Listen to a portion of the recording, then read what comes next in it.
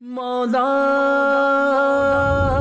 دنیا بھر کے مسلمانوں کو اللہ پاک کی فرما برداری کی طرف بلانے، عشق رسول کی شمع کو دلوں میں جلانے حضور غوث اعظم عبد القادر جیلانی، خواجہ غریب نواز، معین الدین حسن چشتی اور اعلیٰ حضرت امام احمد رضا خان و دیگر صوفیاء کرام کی تعلیمات کو عام کرنے کے مقدس جذبے کے تحت 1981 یعنی 1981 میں خوف خدا اور عشق مصطفیٰ سے لبریز شخصیت امیر اہل سنت مولانا الیاس قادری دامت برکاتہم العالیہ دعوت اسلامی کو لے کر چلے اور عزم کیا، مجھے اپنی اور ساری دنیا کے لوگوں کی اصلاح کی کوشش کرنی ہے انشاءاللہ عز و جل۔ دعوت اسلامی نے دنیا بھر میں دھوم مچائی ہے۔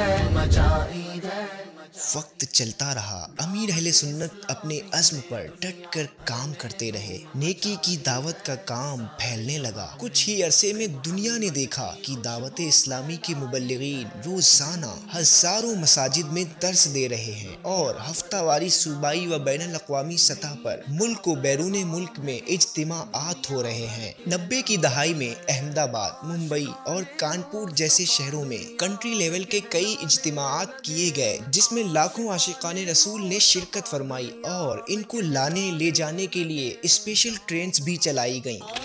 مدنی قافلے میں ہم کریں مل کر سفر۔ بات اسلام و سنت کو پھیلانے کی چلی تو بزرگوں کے نقش قدم پر چلتے ہوئے قافلوں کا آغاز کیا گیا، جس کی برکت سے لاکھوں افراد بالخصوص نوجوان شراب، جوا، لڑائی جھگڑے اور دوسرے بہت سے برے کاموں سے توبہ کر کے نیکیوں بھری زندگی گزارنے لگے۔ ہر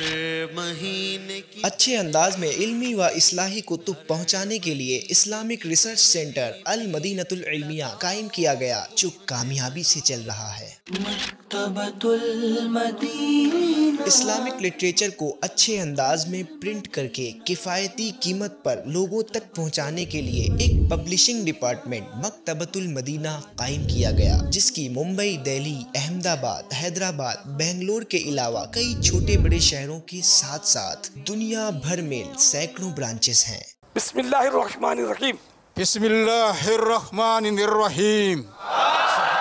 Thank you Allah for the Madani environment۔ ساتھ ہی اردو نہ سمجھنے والے افراد تک اسلام و سنت کا پیغام پہنچانے کے لیے اسلامک کتب کو 30 سے زائد لینگویجز میں ٹرانسلیٹ کیا جا رہا ہے، یہاں تک کہ معاشرے کا نظر انداز طبقہ یعنی گونگے، بہرے اور نابینا افراد کے لیے سائن لینگویج اور بریل لینگویج میں نیکی کی دعوت پہنچائی جاتی ہے۔ بصارت جب ڈیجیٹل میڈیا، پرنٹ اور الیکٹرانک میڈیا پر حاوی ہونے لگا تو دعوت اسلامی بھی اس میدان میں اپنی ویب سائٹ سمیت فیس بک، یوٹیوب، ٹویٹر اور انسٹاگرام وغیرہ پر مور دین 14 ملین فالوورز کے ساتھ اسلام کا پیغام عام کرنے لگی اور دنیا بھر کی لاکھوں لوکیشنز کی نماز ٹائمنگ اور حج و عمرہ جیسی کئی ایپلیکیشنز کے ذریعے امت کو نفع پہنچا رہی ہے۔ بات کی جائے مسجد بنانے کی تو آپ کی دعوت اسلامی ملک و بیرون ملک میں روزانہ ایوریجلی 2 مساجد یعنی ایئرلی 700 سے زائد مساجد تعمیر کر رہی ہے۔ آؤ بنائے فیضان مدینہ، علم و عمل کا جگہ ہو خزینہ۔ دعوت اسلامی نے عالم کورس کے لیے جامعۃ المدینہ کے نام سے دارالعلوم اور حافظ و قاری بنانے کے لیے مدرسۃ المدینہ بھی قائم کیے ہیں، جن میں کوئی فیس نہیں لی جاتی۔ اجمیر، بریلی، دہلی، آگرہ، ناگپور کے ساتھ ساتھ 74 سٹیز میں اور دنیا بھر کے 13 ملکوں میں موجود دارالعلوم کی ٹوٹل 841 برانچز میں 62,000 سے زائد خواتین و حضرات کو عالم کورس اور انگلش لینگویج، کمپیوٹر کورس، امامت کورس اور مفتی کورس بھی کروایا جا رہا ہے، جبکہ مدرسے کی 3,790 برانچز میں اراؤنڈ 1,69,000 سے زائد بچے اور بچیاں قرآن کی تعلیم حاصل کر رہے ہیں اور اب تک 80,000 سے زائد بچے اور بچیاں حفظ قرآن اور مور دین 2,41,000 بچے ناظرہ پڑھ چکے ہیں۔ وہ بچے یا خواتین و حضرات جن کی کسی بھی وجہ سے مدرسے یا مسجد تک پہنچ نہیں، ان کے لیے بھی قرآن پاک حفظ و ناظرہ اور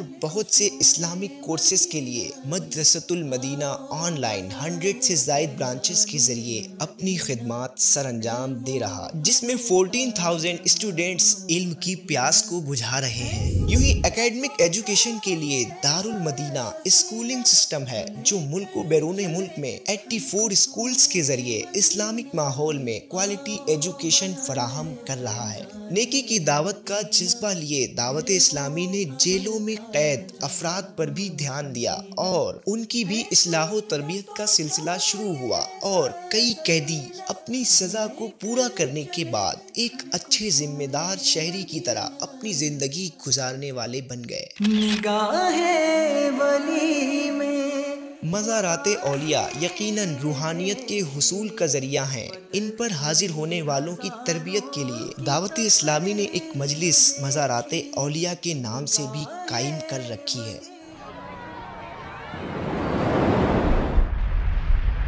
خرچ جب راہ